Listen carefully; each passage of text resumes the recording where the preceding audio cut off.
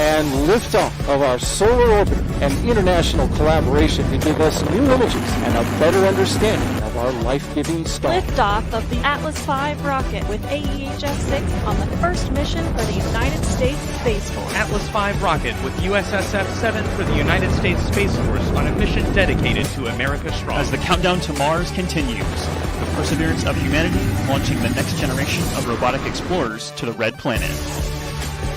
And liftoff the Atlas NROL 101 mission for the National Reconnaissance Office. 0 and liftoff. Liftoff the United Launch Alliance Delta IV Heavy rocket carrying the NROL 44 mission. Minus 7 minutes. Status check to proceed with terminal count. Atlas systems propulsion. Go. Hydraulics. Go. Pneumatics. Go. LO2. Go. Water. Go. Electrical systems. Airborne. Go. Ground. Go. Facility. Go. RFFTS. Go. Flight control. Go. GCQ. Go.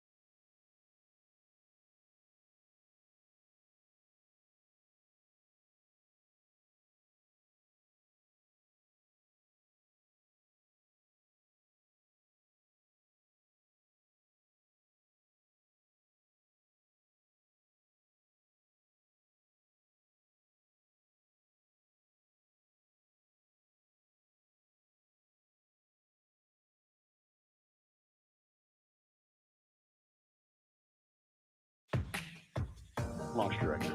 Launch vehicle is ready for launch. We have ignition. You have permission to launch. 1 and liftoff.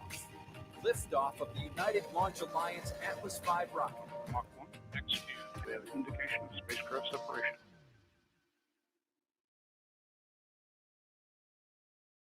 At Space Launch Complex 41, an Atlas V rocket is fueled and ready to launch the 5th Space-Based Infrared System satellite for the United States Space Force. Good afternoon and welcome to Cape Canaveral Space Force Station in Florida. I'm Dylan Rice, Systems Test Engineer, Launch Conductor, and the host of this afternoon's broadcast. Liftoff is set for 1:31 p.m. and we have a 40-minute launch window for today's launch attempt. A few seconds from now, the count will enter a planned 15-minute hold. We have 2 planned holds in our 7.5-hour launch count today. These holds give our team additional time to resolve any issues prior to entering terminal count. However, at this time, the team is not working any issues and we are proceeding towards an on-time liftoff. Early in today's show, we'll hear from Systems Engineer Tim Pika about getting today's mission ready for flight. Then stay tuned after liftoff to follow mission events leading to spacecraft separation and to learn more about the SBIRS GEO 5 satellite from a recent conversation I had with Lockheed Martin's Melanie Young. And Lieutenant Bryce Leader and Lieutenant Adam Farrell will join me here in the ASOC to talk more about this mission and the important work done by the SBIRS constellation of satellites. In addition to watching our webcast, you can also follow live mission progress at ulalaunch.com. Jessica Williams, weather officer for Space Launch Delta 45, recently briefed the team. Here are the numbers. The probability of violating launch constraints is less than 10%. Ground winds are 17 to 22 knots out of the east, and the temperature is 80 degrees Fahrenheit. With that forecast, the weather is within launch commit criteria and looks favorable for our planned T0 of 1:31 p.m. Eastern Time. Today's flight will fly an easterly heading away from Cape Canaveral. In addition to the 5th SBIRS satellite, today's flight also includes 2 multi-manifest satellites. Let's take a look at what else we can expect to see. 5, 4, 3, 2. We have RD-180 ignition, and we have liftoff of the United Launch Alliance Atlas V rocket.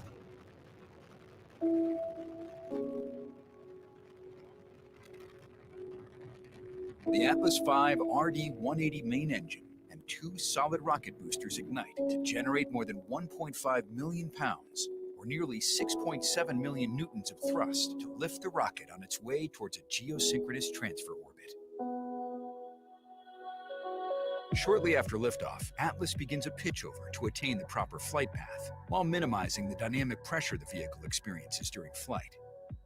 The Atlas V reaches Mach 1, the speed of sound, at 47 seconds.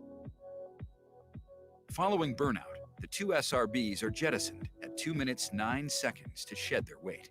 Within the next 2 minutes of first stage flight, the Atlas V rocket will more than triple its velocity. Approaching booster engine cutoff, the Atlas V is burning propellant at a rate of 700 pounds, or 320 kilograms per second. With propellant levels depleted, the booster engine shuts down at 4 minutes 10 seconds, having reached space. The Atlas V is now traveling nearly 12,500 miles, or 20,000 kilometers per hour, located 73 miles, or 118 kilometers in altitude, and 235 miles, or 378 kilometers downrange. 6 seconds later, the Atlas Centaur separation system activates to release the booster stage. The vehicle now weighs a little more than 7% of what it did at liftoff. 10 seconds later, Centaur's RL-10C11 main engine ignites for the first burn. Fueled by liquid hydrogen and liquid oxygen, this burn by the newest and higher performing variant of the RL-10 engine powers Centaur to orbital velocity. During ascent, the SBIRS satellite is protected inside a 4-meter diameter payload fairing at 4 minutes 34 seconds. Once the vehicle has climbed above the densest part of Earth's atmosphere, the payload fairing is jettisoned. At 15 minutes 6 seconds, cutoff of the Centaur main engine, or MECO-1, occurs. 31 seconds later, EZ-3 is deployed. EZ-3 and EZ-4 are fully integrated flight systems attached to the aft end of the Centaur. Each of these systems contains a 12U canister containing small multi-manifest satellites sponsored by the United States Air Force Academy that will help in creating critical capabilities that support the warfighter. Following EZ-3 deployment, the Centaur performs a 180-degree roll and deploys EZ-4 at 16 minutes 25 seconds. At 31 minutes 6 seconds, the Centaur main engine is restarted. Following a nearly 3.5-minute burn, powered flight is complete, and the Centaur main engine shuts down. Centaur and the spacecraft will coast for the next 8 minutes. At 42 minutes 46 seconds, Centaur releases the 5th SBIRS GEO satellite for the United States Space Force, providing early missile warning detection for the United States.